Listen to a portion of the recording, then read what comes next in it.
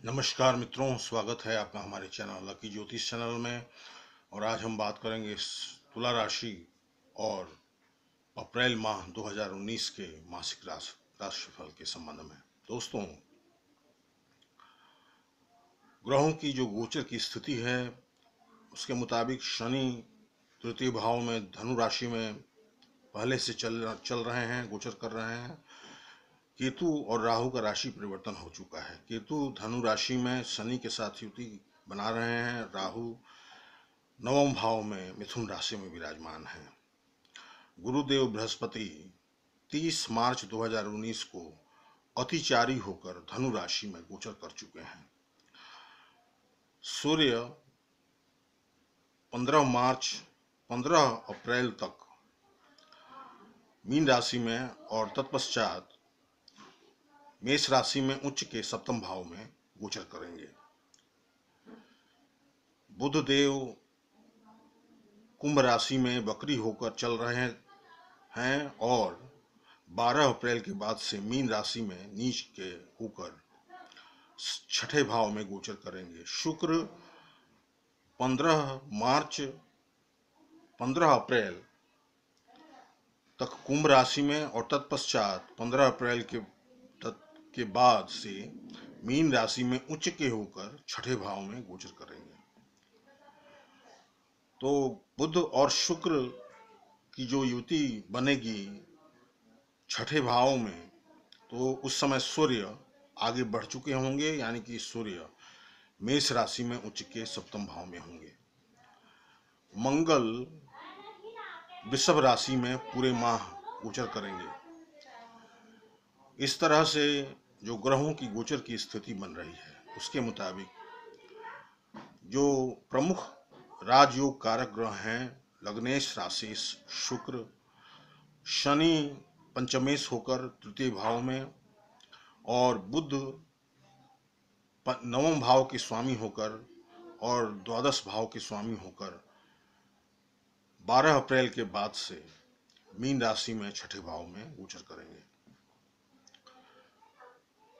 तो मुख्य रूप से ये देखना है कि 15 अप्रैल तक केंद्र के 4 घर ग्रहों से खाली रहेंगे, केवल चंद्रमा को छोड़कर। तो इससे कुंडली की स्थिति कुछ कमजोर बन रही है,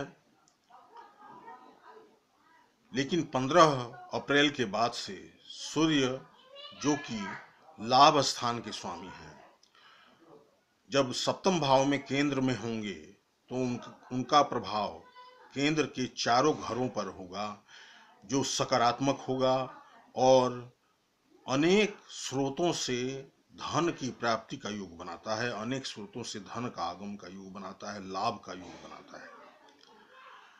शनि की स्थिति बहुत अच्छी है तृतीय भाव में और केतु की स्थिति भी बहुत अच्छी है। गुरुदेव बृहस्पति शनि और केतु के साथ जब अतिचारी होकर 30 मार्च से 22 अप्रैल तक धनु राशि में गोचर करेंगे, तो शिक्षा के क्षेत्र में, उच्च शिक्षा के क्षेत्र में बहुत अच्छी प्रगति होगी तुला राशि वालों की। कम्युनिकेटिंग स्किल एक्सेप्शनल होगा, बहुत अच्छा होगा और छोटी मोटी लाभकारी यात्राएं, धार्मिक अथवा तीर्थ स्थल की यात्राएं आप कर सकते हैं तुला राशि वाले जातक। छोटे भाई बहनों का पूर्ण सहयोग मिलेगा और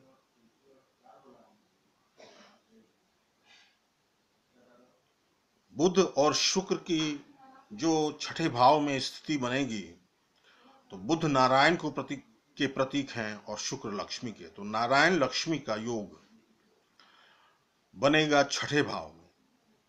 छठा भाव कंपटीशन का भाव है, छठा भाव मामा ननिहाल का भाव है, छठा भाव रोग व्याधि का घर है, शत्रु का घर है।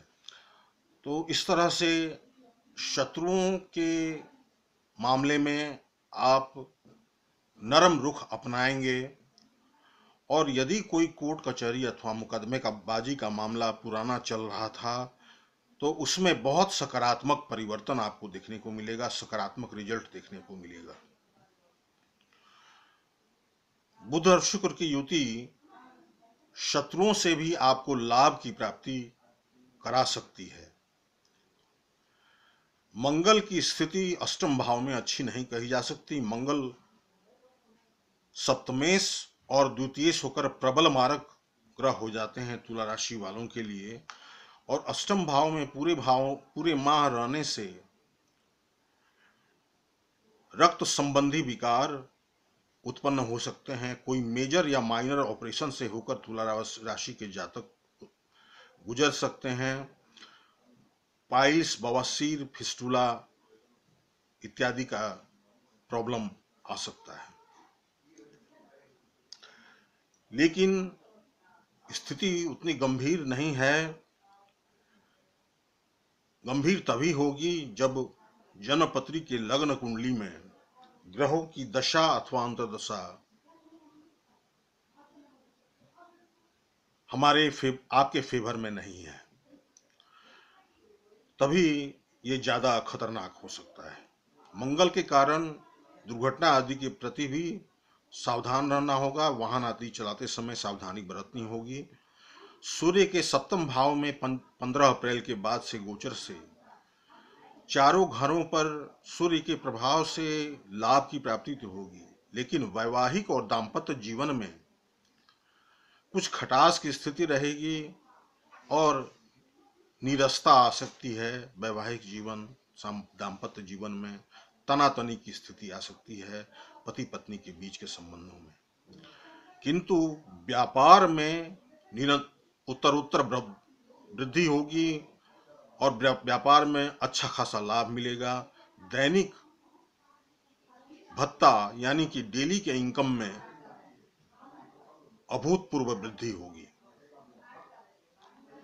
जॉब प्रोफेशन के मामले में देखें तो दोस्तों, सूर्य का 15 अप्रैल के पश्चात दशम स्थान पर भी प्रभाव बनेगा और चंद्रमा की परिवर्तनशील गति के कारण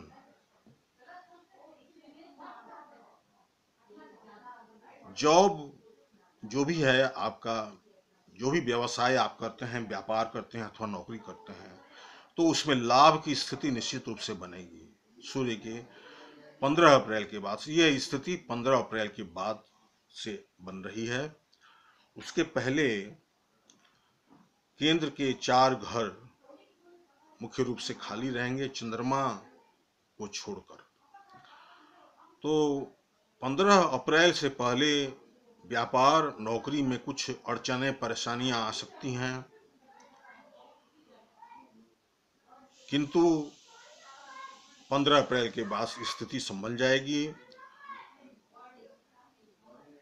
15 अप्रैल के पहले सूर्य के 6ठे भाव में गोचर से शत्रुहंता योग बनता है, तो काफी प्रभाव में वृद्धि होगी और प्रतियोगिता परीक्षाओं में निश्चित सफलता का योग बनता है।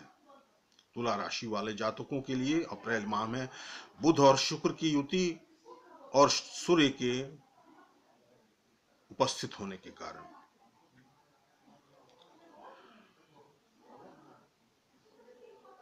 शत्रु भी आपका लोहा मानेंगे और शत्रु पीठ पीछे भी आपकी प्रशंसा करेंगे।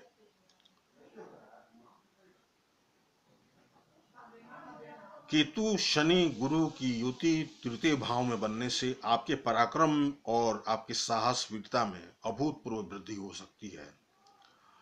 धर्म के प्रति विशेष झुकाव बढ़ेगा। गुरु की दृष्टि, सप्तम दृष्टि 9वें भाव पर राहु पर होगी, तो राहु के कारण विदेश यात्रा का योग बन सकता है। विदेशी मुद्रा अर्जित करने का भी योग बनता है। विदेश में व्यापार और नौकरी में सफलता का योग बनता है। विदेश में शिक्षा का, उच्च शिक्षा का योग बनता है।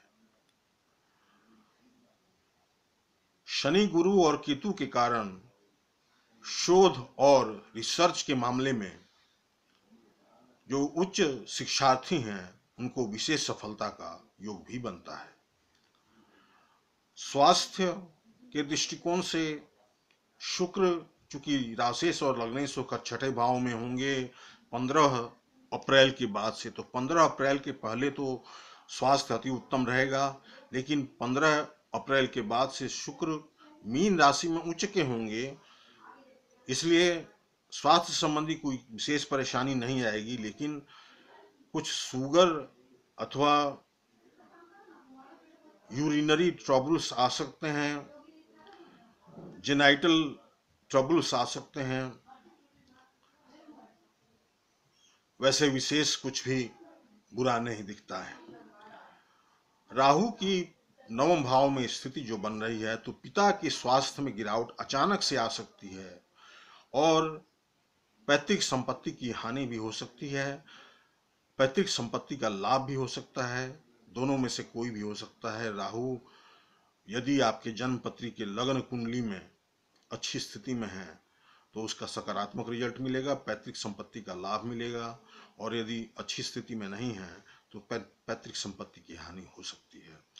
राहु मिथुन राशि में मित्र राशि में स्थित हैं, इसलिए उच्च शिक्षा के क्षेत्र में प्रगति दिलाएंगे और विदेशी धरती पर सफलता दिलाएंगे। मंगल की सप्तम पूर्ण दृष्टि धन भाव पर अपनी राशि वृश्चिक राशि में पड़ रही है, तो धन का आगम होता रहेगा, धन की आर्थिक स्थिति सुदृढ़ होगी, लेकिन खर्च की अधिकता भी रहेगी क्योंकि द्वितीय अष्टम भाव में स्थित होंगे।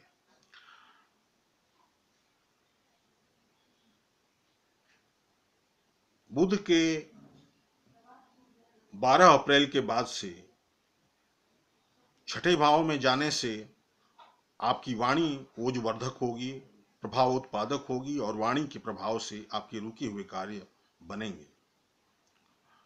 तो इस तरह से हम देखें तो तुला राशि वालों के लिए अप्रैल माह शुभ और अच्छा बीतने वाला है। राहु के उपाय के लिए काले कुत्ते को रोटी दे सकते हैं, पक्षियों को दाना खिला सकते हैं, प्रत्येक शनिवार को सरसों अथवा सरसों तेल का दान शनि मंदिर में जाकर कर सकते हैं, तो इससे राहु की शांति होगी और आपके जीवन में निखार आएगा। तो तुला राशि वालों के लिए अप्रैल माह का यह था मासिक राशिफल। आशा है दोस्तों वीडियो पसंद आया होगा, यदि पसंद आया तो लाइक अवश्य कीजिए, चैनल को सब्सक्राइब कीजिए और बेल का आइकन दबाना ना भूलिए ताकि आगे की वीडियोस आपको आसानी से उपलब्ध हो सकें। बहुत बहुत धन्यवाद, नमस्कार।